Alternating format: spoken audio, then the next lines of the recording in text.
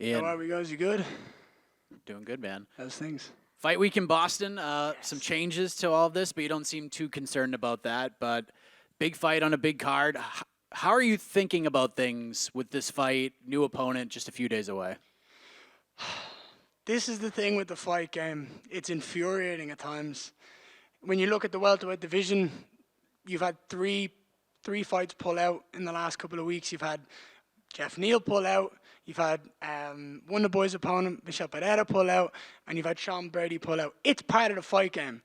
It's infuriating. It's upsetting for the fans because the fans initially buy into something and then it doesn't happen. And look, I'm upset with the change of opponent because I wanted to finish Geoff Neal the way I knew I was going to finish him. I feel like the fans deserved that finish. Now I've got another guy, number 11 in the world. I'm still going to go out there and finish him. I'm still going to go out there and do it in a beautiful, spectacular fashion. But I feel like the fans are being robbed of something that they were excited about.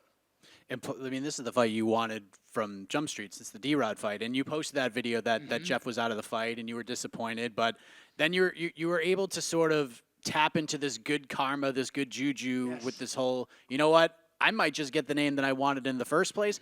Where does that belief for you come from, that things are just going to come up Ian Machado Garry in these situations? You've just got to operate in full faith, do you, and let the world work itself around you. At the end of the day, all I have to do is show up. It doesn't matter who is in that octagon against me or where it is. As long as I show up and do what I do best, there's no one that can beat me. Were there any other names presented to you besides Neal? Not that I know of. I sent a list of names. I'm not going to tell you the list of names I sent, but I sent a rake of names to the guys and was like, make these happen. Make one of them happen. Neal was obviously one of them, purely on the basis of he was the guy I called out in the first place. I wouldn't be upset about the Geoff Neal fight if they had given me Neil Magny, then Geoff Neal. But I'm upset about it because they gave me Geoff Neal. Now it's gone backwards. So I was ready for 8 in the world. I was excited to beat 8 in the world. Now I'm fighting 11 in the world. I'm still excited because at the end of the day, this breaks me into the top 10. Both these fights obviously present different challenges. Do you Yes. feel like Neal is the tougher opponent, or do you feel like Geoff was sort of the tougher one stylistically? No, they literally, they're both irrelevant at the end of the day. The fact that I'm in that octagon is what's exciting. The truth is, they couldn't be more polar opposite. I was getting ready for a 5'10", stocky southpaw power puncher to now fighting a long, lanky, rangy, awkward, clinchy orthodox. They couldn't get more different. But when I show up on Saturday night and I absolutely manhandle and manipulate Neil Magny to do whatever I please, he's going to be in here. And I'm going to do with him as I please because I'm that good.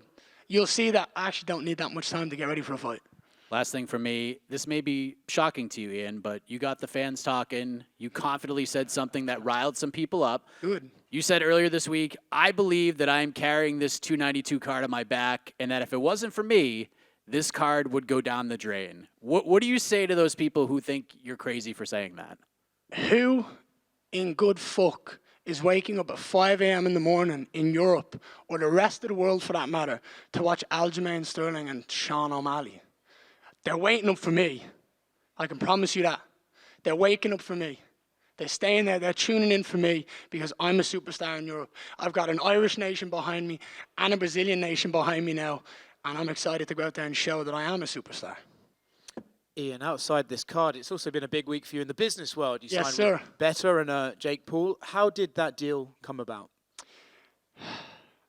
2 young men taking over the world of combat sports in very different ways, and 2 people who like to be disruptive, 2 people who have a good social media mindset. I'm building a team behind me because I want fans, I want supporters, I want people who pay money, who watch, who sit down and take the time out of their lives to watch what we do. I want them to feel like they know everything about me and my life because of my social media. It's a privilege that we have nowadays to have social media and to be able to pull out a phone, go on Instagram and say, what is Ian Machado Garry doing in this world? What is X doing in this world?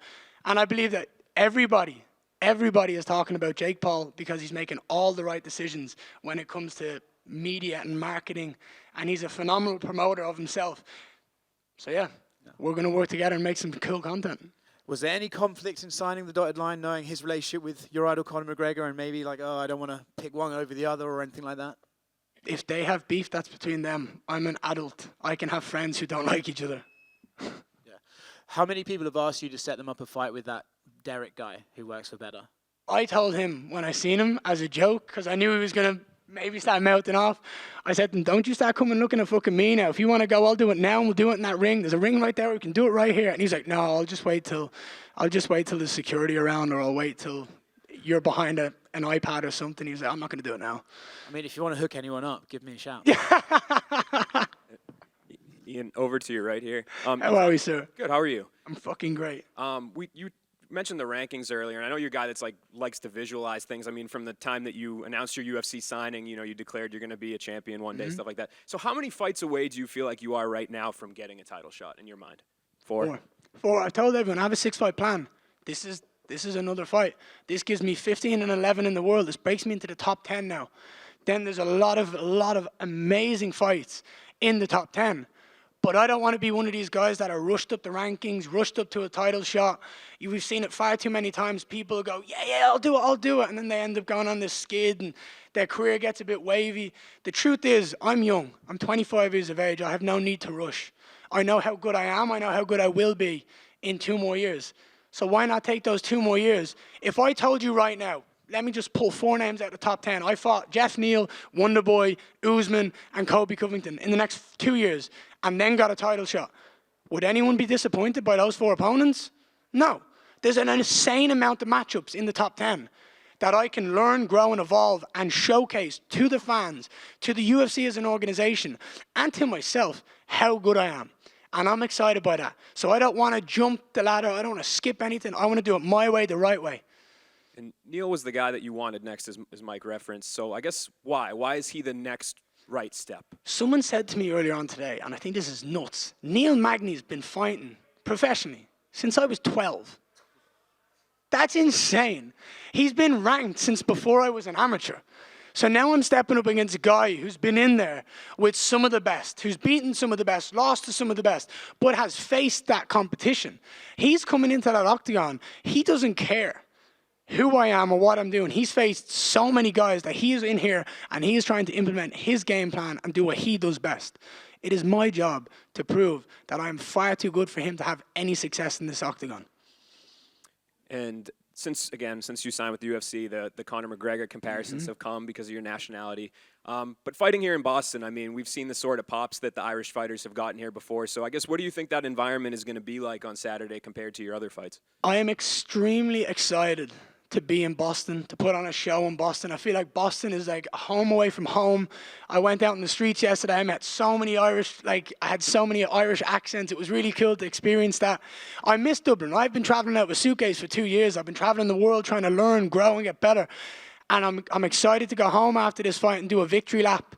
I'm excited for the Irish fans, for the Irish media, for the UFC to have a UFC top 10 Irish welterweight break in Boston, put on a show, give the fans what they want. And I'm telling you, when I walk out, you are going to hear that energy from the Irish supporters, because I tell you now, we are the best in the world.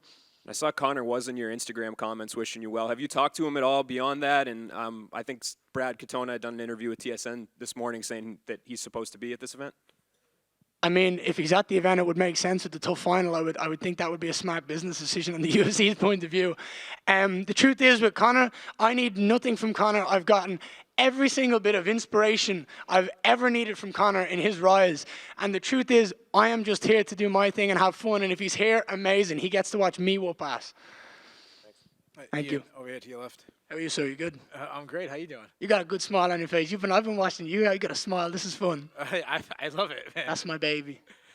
Yeah, I didn't expect that. So you have this timeline. Yes, sir. And you say 4 fights, but where's a main event lineup in that? Like your next fight, main event?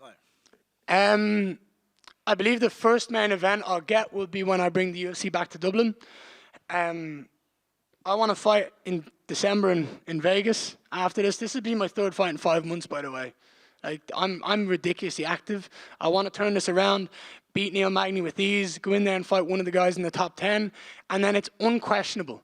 It's unarguable that you have to bring me back to Dublin, Ireland. You have to put the UFC on in the 3 Arena or whatever venue you guys want to and make me a main event against another top 10 guy.